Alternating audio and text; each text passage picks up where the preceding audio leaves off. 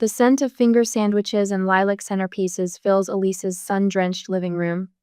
I shift on the antique ottoman, the only available seat when I arrived, watching Blake work his magic across the room. His broad shoulders bend toward his sister as he tops off her champagne, drawing laughs from the circle of women around him. The expensive gifts tower beside the fireplace like a miniature cityscape of silver and white, each box wrapped more perfectly than the last. "Blake is such a natural with everyone," murmurs one of Elise's friends, her voice carrying just enough for me to hear. "Don't you think?" I nod, the motion automatic after 4 years of marriage. The champagne in my glass has gone warm, barely touched. Around me the chatter swells and dips like waves, fragments of inside jokes and shared memories washing over me. Blake's mother leads another round of laughter, her jewelry catching the afternoon light. "So," calls out Tracy, Blake's cousin, her voice rising above the rest, "when are you two having a baby?" The question lands like a stone in still water. Every head turns toward me, expectant smiles fixed in place. I set my champagne flute on the side table, careful not to leave a ring on the polished wood. "We're not in a rush," I say, the words measured, practiced from previous family gatherings. Blake snorts, loud enough to draw attention. "With her?" His eyes meet mine across the room, glittering with something I used to mistake for playfulness. I'd rather stay childless than raise kids with that kind of negativity. The silence stretches for one heartbeat, two. Then laughter erupts, sharp and bright as breaking glass. My cheeks burn as Blake basks in their approval, accepting a congratulatory pat from his mother. Brooke, his sister, wipes tears from her eyes. She'd probably give birth to complaints and breastfeed them. More laughter. My fingers curl against the ottoman's silk fabric. The room suddenly feels too warm, too crowded with their judgment. "You're not funny." The words come out quiet, steady. Blake's smile doesn't waver. "Relax. No wonder I don't want kids with you." I stand, my legs unsteady. The gift bag I bought for Elise sits forgotten beside the ottoman, its white tissue paper crushed where someone set a purse on top of it. I need air. Need to escape the weight of their stares. Blake's hand catches my arm as I pass, not violent, but firm, claiming, warning. "Touch me again," I say, each word distinct, "and I will make a scene." His fingers loosen. Around us, women study their champagne glasses, their shoes, anything but the crack forming in the perfect facade. A cheese plate sits abandoned on the coffee table, the carefully arranged fruit now warm and wilting. I walk out, my heels clicking against the hardwood. The sound echoes through Elise's perfect foyer with its wainscoting and family photos. My shoulder catches a table of party favors wrapped in baby blue ribbons. They scatter across the floor like fallen soldiers. "Come on," Brooke calls after me. "It was just a joke." Outside, my steps quicken across the driveway. The spring air carries the scent of fresh mulch and blooming dogwood, so different from the Target parking lot where I first met Blake. Where his Range Rover bumped my Honda's back bumper, and he emerged with that devastating smile, all apologies and charm. I remember thinking he looked like someone's answered prayer in his tailored suit, the way he insisted on taking me to lunch to make up for the fender bender. 4 years later, I sit in my car, knuckles white against the steering wheel. The leather seat burns through my dress. I forgot to park in the shade. My phone lights up. Blake's name appears, then again. Again. The tears come as I pull away from the curb, hot and silent. They blur the perfect suburban street where I thought I'd found a home.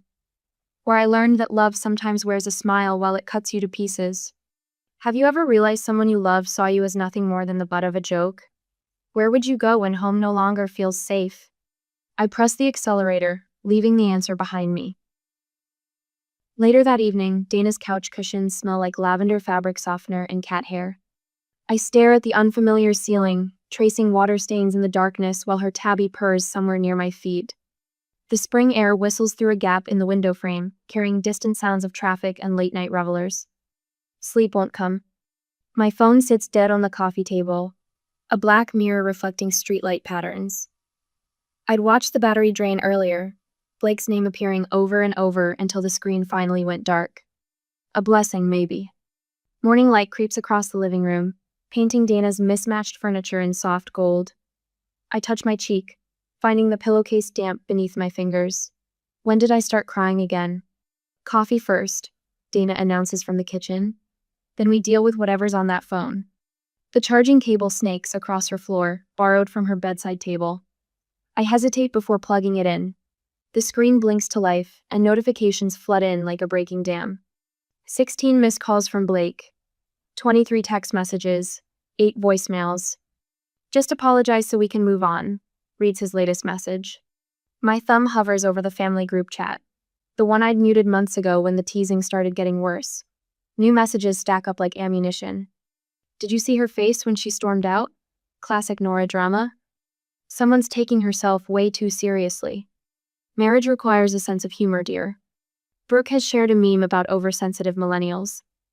Blake's response, 3 crying, laughing emojis. Here. Dana presses a mug into my hands. The coffee burns my tongue, but I welcome the pain. Something real to focus on. I've been waiting for you to see it, she says quietly. See what? Her fingers scroll through my phone, pulling up old text conversations between us. My own words from months ago stare back at me. Blake says I'm too sensitive about the trust fund jokes. His mom asked if my parents ever taught me proper table settings. Brooke told everyone at dinner about my sad little Honda. You've been telling me about this for years, Dana says. You just didn't call it what it was. The front door clicks open. Vanessa stands in the doorway, overnight bag slung over her shoulder, her silver hair catching morning light. My big sister, still showing up when I need her, just like when Tommy Peterson pushed me off the swings in 3rd grade. Dana called her in the meantime for the emergency. This isn't just about one baby shower, she says, dropping the bag. I open my notes app, fingers moving before I can stop them. The memories pour out in bullet points. Christmas 2021. Blake laughing when his mother called my family's traditions quaint. New Year's Eve. Brooke asking if my dress was from one of those outlet stores. Last Thanksgiving. At least you tried with the stuffing. The list grows. 1 page becomes 2, then 3. Each joke a puzzle piece fitting into a pattern I hadn't wanted to see. My voice memos pop up next. Little audio diary entries I'd recorded driving home from family events, trying to convince myself I was imagining things. My own voice sounds small, uncertain. Maybe if I just try harder to fit in. Vanessa sits beside me, her shoulder pressing against mine. Would you let someone treat me this way? The question hangs between us. I already know the answer. My phone buzzes. Blake's mother's name appears on the screen. I almost decline, but something makes me answer. Nora, dear. Her voice drips honey and vinegar. We're having dinner a week later at Giovanni's, the whole family. We all need to move past this unfortunate situation.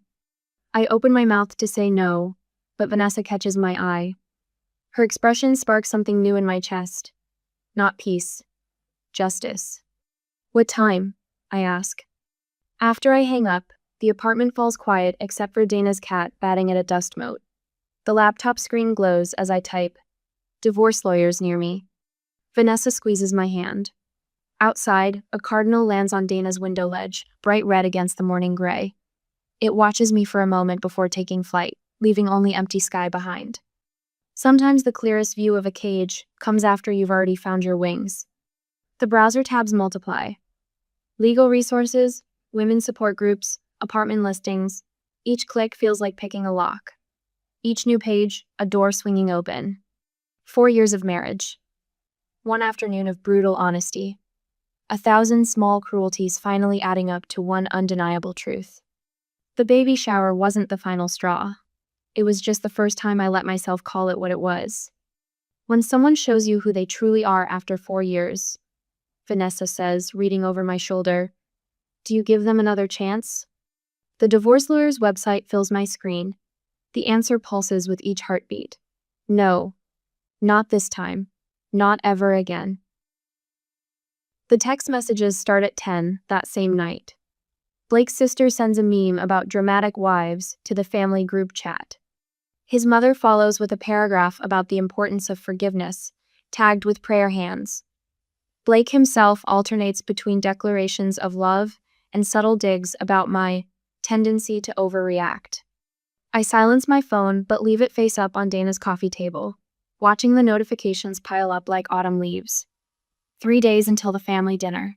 3 days to decide if I'm ready for what comes next. They're getting desperate, Vanessa says, peering over my shoulder at the latest message. Blake's mother has moved on to discussing our joint accounts, reminding me about the vacation home down payment we'd been saving for. Classic manipulation. My fingers hover over the screen, muscle memory trying to smooth things over. But Dana's words echo in my mind. You don't owe anyone an explanation for leaving a situation that hurts you. The next day, the law office lobby smells like leather and lemon polish. The divorce attorney, Victoria Chen, reads through my documentation without commentary, her silver hair caught in the morning light. When she finally looks up, her eyes hold no judgment. You've done your homework, she says, tapping my timeline of incidents. Most people come in with nothing but hurt feelings. You brought receipts. My old photos span across her desk like a paper trail leading back to myself. A snapshot from college graduation, champagne glass raised high. Me grinning beside my first car, a used Honda that Blake later convinced me to trade in. The woman in these pictures radiates a confidence I'd forgotten I possessed. The office door buzzes, my stomach drops as Blake strides in, all Brooks Brothers suit and practice smile. Honey, we need to talk. I stand, gathering my papers with steady hands. I'm not discussing this here. His smile falters. The charm offensive hits a wall as I walk past him, chin high. Behind me, the receptionist's voice rings out. Sir, you need to make an appointment. He leaves quietly, but I know this is not over. The flowers arrive at Dana's apartment that evening. Red roses, because Blake never bothered to learn I prefer wildflowers. Vanessa intercepts him at the door while I listen from the kitchen, gripping the counter edge. She doesn't want to see you. My sister's voice carries the steel I'm still forging. This is ridiculous. It was just family being family. You know how they joke. Blake's familiar, reasonable tone. The one that used to make me question my own reactions. Everyone's worried about her. Jokes are funny. Vanessa's words slice through his pretense. Humiliation isn't. The door closes with a decisive click. I release my grip on the counter, fingertips white from pressure. The following day, Dana takes the afternoon off work to help me retrieve essentials from our house. We wait until Blake's silver BMW disappears around the corner for his lunch meeting. My key slides into the lock like it belongs to another lifetime. Only take what's absolutely yours, Dana warns, holding open a suitcase. Don't give them any ammunition. I move through rooms that suddenly feel like a museum of compromises. The beige walls I let his mother choose. The formal dining set that never knew the dinner parties I'd imagined hosting. My grandmother's copper mixing bowls, regulated to the back of a cabinet because they didn't match Blake's mother's wedding china. In the bedroom, I leave my wedding ring atop our marriage certificate in his desk drawer. The band catches light one last time before I close it away. My phone lights up, a text from my father. Your mother and I have been talking. We never felt right around his family either. Come home if you need to. The words blur as tears finally break free. Not from grief, but relief. The wall of isolation cracking just enough to let light through. That evening, my friend Sarah drove 2 hours to offer her guest room to me, no questions asked. Vanessa helps me document finances, years of joint accounts spread across her kitchen table like a roadmap to freedom. One by one, the pieces of my life separate from his. We plan the dinner like generals preparing for battle. Vanessa runs scenarios while I rehearse responses in her bathroom mirror. When his mother mentions the family name, she quizzes. Their reputation isn't my responsibility. If Blake brings up couples counseling, my lawyer will handle all communication. When Brooke calls you selfish, I meet my reflection's eyes. I don't owe anyone an explanation for choosing peace. The morning of the family gathering, the divorce papers arrive in a cream envelope, heavy with consequences. My attorney's paralegal delivers them with a sympathetic smile. The strange peace I've been chasing settles over me as I sign my name, each letter a step toward freedom. Standing before the mirror in Vanessa's spare room, I smooth the fabric of my dress. The color reminds me of storm clouds gathering strength. My lipstick glides on without a tremor. For 4 years, I thought staying quiet would earn me a place in their family, I tell my reflection. But silence doesn't earn respect. It invites cruelty. Behind me, Vanessa appears in the doorway, car keys in hand. Ready? I check my purse, divorce papers, phone, documentation of every joke that built this moment. The weight feels like armor. Yes, I say, and for the first time in years, I mean it completely. Off to the family gathering or a disaster. The valet opens my door at 7:40. 10 minutes late, exactly as planned. Vanessa squeezes my hand before stepping out on her side, her red hair catching the restaurant's exterior lights. Through the window, I spot Blake's family already seated at their usual round table, the one near the fountain where his mother loves to hold court. "Ready?" Vanessa asks, smoothing her blazer. My pulse hammers against the collar of my dress, but my steps remain steady as we enter Marcello's. The maitre d' recognizes us, his smile slipping when he notices Vanessa instead of Blake beside me. I choose the chair closest to the exit, positioning myself with my back to the wall. A habit from childhood slumber parties: always know your escape route. "Darling." Blake's mother rises, her Chanel perfume preceding her air kiss that lands 2 inches from my cheek. "We've been so worried." Blake watches me with the same expression he wore when picking out my engagement ring, calculating potential returns on investment. His sister Brooke sits beside him, fingers tapping her water glass, fresh highlights catching the light. The perfect family tableau, waiting for their wayward member to fall back in line. The waiter appears with the bread basket. Blake's mother waves him away with a practiced gesture. "We should talk first, don't you think?" "Of course." Her favorite words from me, but tonight they carry a different weight. We all need to own our part in this unfortunate situation. She folds her hands on the tablecloth. Family means learning to bend. Blake leans forward, elbows bracketing his untouched wine glass. "Look, we've all said things we regret. Both sides need to move forward." "If you were offended," Brooke adds, "that wasn't our intention." The familiar pressure builds in my chest, the urge to apologize, to smooth things over, to be the good daughter-in-law who knows her place. But 4 years of swallowed pride sit like stones in my stomach. I let the silence stretch until Blake's mother shifts in her seat. "Well?" Blake's fingers drum against the table. "You wanted this dinner. Say your piece." I reach for my phone, feel Vanessa's knee press against mine under the table. Support without words. "You're right. I've been thinking about what you've all said." Their shoulders relax. Blake's mother reaches for her wine glass, victory already assumed. The restaurant's ambient noise fades as I open my notes app. October 12th, last year. My voice carries just far enough to reach nearby tables. "At Thanksgiving, you told me my stuffing was edible enough for someone who didn't grow up knowing how to cook." Brooke's smile falters. Blake straightens, wine glass forgotten. December 23rd, Christmas Eve dinner. "You asked if my gift was the best I could afford on my salary." Then laughed when Blake said at least it wasn't homemade this time. "Nora," Blake starts, but Vanessa raises her hand. The gesture silences him more effectively than words. March 8th. "Told me my presentation at the hospital fundraiser was brave, considering public speaking isn't your strength." April 2nd. "Suggested I leave the hostessing to people with natural talent."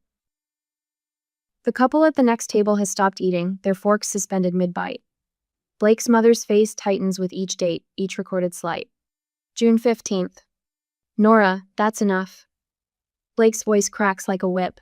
People are staring. "Yes," I say, meeting his eyes. "They are. How does it feel having strangers witness your family's true colors?" Brooke pushes back her chair, the legs scraping against hardwood. "This is ridiculous. You're taking everything out of context." "The context is 4 years of death by 1,000 cuts. 4 years of letting you sharpen your wit on my self-worth." My hand stays steady as I reach into my purse. "If you want to keep being the golden child, Blake, do it without me." The cream envelope slides across white linen, stopping precisely between his water glass and bread plate. His confusion lasts 3 seconds before recognition dawns. His mother's sharp inhale cuts through the restaurant's soft jazz. I stand. Vanessa mirrors my movement, both of us gathering our purses with synchronized grace. Blake lunges from his chair, following us toward the lobby. His fingers catch my elbow, that familiar, possessive grip. "You can't just..." "You had your chance." I turn to face him one last time. "For 4 years, you had your chance." His face crumples, the first genuine emotion I've seen in months. Something inside me expects to feel triumph or satisfaction. Instead, there's only a quiet certainty, like finally waking from a long, uneasy dream. The valet brings my car around. Through the restaurant's front windows, I see Blake's family huddled in conference, their heads bent together like conspirators at a failed coup. Vanessa slides into the passenger seat, her presence a shield against old instincts to turn back, to apologize, to shrink myself small enough to fit in their world. The night air carries the scent of jasmine from the restaurant's garden. I remember our first date here, how Blake ordered for me without asking what I wanted. How I mistook control for confidence, criticism for care. The steering wheel feels solid under my palms as I pull away from the curb, leaving behind the wreckage of a life built on quicksand. When someone shows you repeatedly that your feelings don't matter, is there ever a way back? Or is the cleanest break the kindest? The answer follows us into the night, written in the stars above the city and the steady rhythm of my heart. Sometimes love means learning when to let go. I dropped Dana off her home. I then went to my old home. My old bedroom ceiling hasn't changed. The same glow-in-the-dark stars I stuck up there senior year still trace Orion's belt, though their shine faded years ago. From the twin bed that barely contains my adult frame, I watch my phone light up for the 40th time today. Blake's name flashes across the screen, then disappears into darkness. Mom appears in the doorway, steam rising from 2 mugs of chamomile tea. Her silver hair catches the afternoon light as she settles beside me on the floral bedspread I picked out at 16. I should have seen it sooner, I whisper, accepting the warm mug. She doesn't answer right away, her eyes drifting to my collection of debate team trophies. Their brass surfaces have dulled with time, much like my own shine during 4 years of marriage. The phone buzzes again. Mom's hand covers mine before I can reach for it. Let it ring, she says. Roses arrive the next morning. 24 perfect blooms in that particular shade of coral pink Blake always bought, never remembering or caring that I preferred wildflowers. The card trembles in my fingers. I'm sorry you felt hurt, but you know how my family is. Come home so we can work this out. I drop the bouquet in the recycling bin. The thorns catch on the newspaper, refusing to let go. Nora had an emotional breakdown at Elise's shower. Blake's voice carries through my sister's phone speaker as Vanessa plays the voicemail he left her. We're all worried about her state of mind. My fingers curl around my mug of coffee. The ceramic burns, but I don't let go. Your daughter is destroying our family. The message from Blake's mother to my own arrives at dinner. If you have any influence left with her, please help her see reason before this situation becomes irreparable. Dad sets down his fork. The only thing irreparable was their treatment of you. Brooke's Instagram story features a crying selfie. When someone you thought was family attacks you at dinner, followed by 3 broken heart emojis.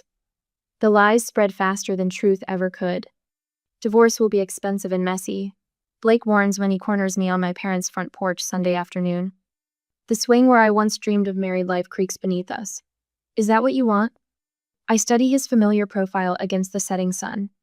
The golden boy, the charmer, the man who made mockery feel like love. I'm not discussing this further. My voice emerges steady, surprising us both. Nora, be reasonable. My lawyer will contact yours. He grabs for my left hand. The tan line where my wedding band used to sit has already begun to fade. The mutual friends start calling, their concern wrapped in careful questions. Blake's family has gotten to them first. Their gentle probes about my mental health confirm it. I send the same message to each one. A clear, factual account of 4 years of subtle cruelty culminating in public humiliation. Some respond with shock, others with silence. A few with their own stories of watching Blake's family in action. A week later, Dana drives me to view apartments. The 4th one we visit has eastern windows that will catch the morning light. Sign here, the leasing agent says, sliding papers across her desk. For the first time in 4 years, only my name appears on the dotted line.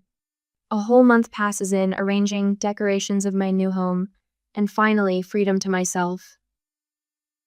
Then one Tuesday afternoon, the farmer's market bursts with early summer produce when I bump into them.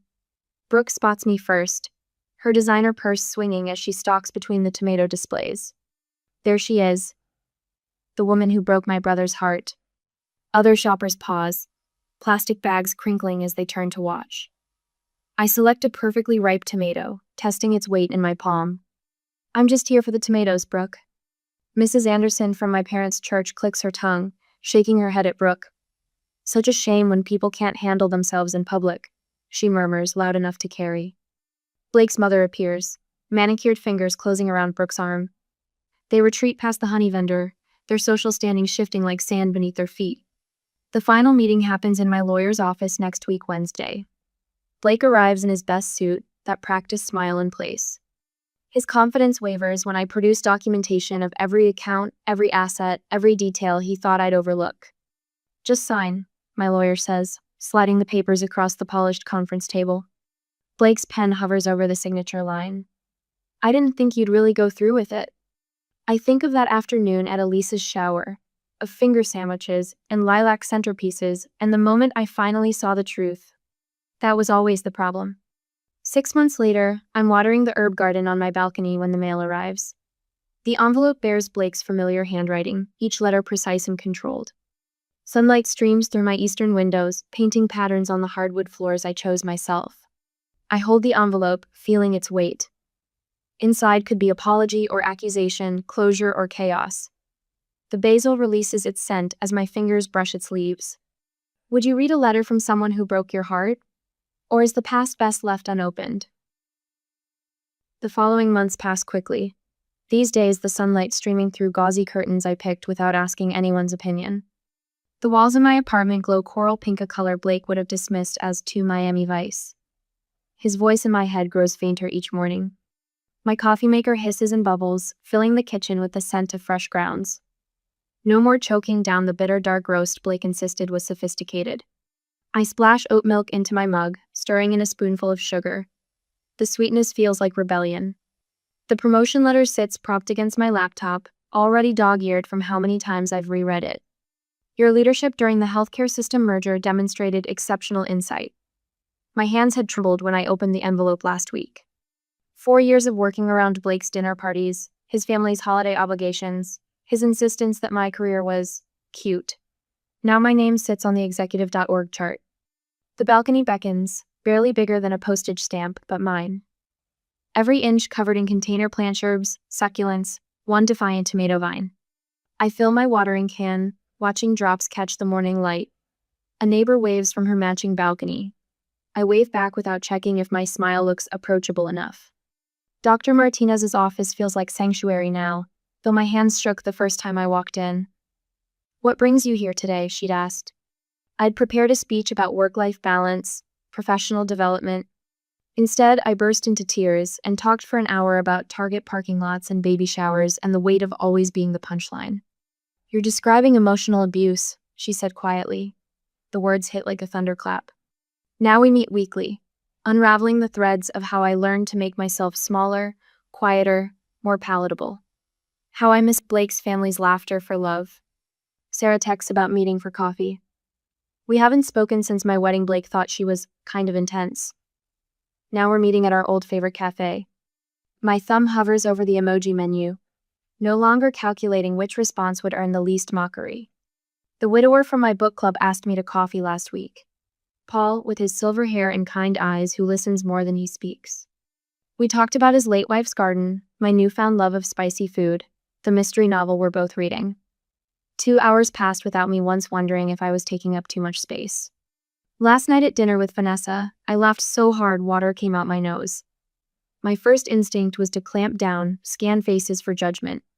But my sister just handed me a napkin, tears streaming down her own face as she finished her story. The freedom of unguarded joy still feels new, precarious.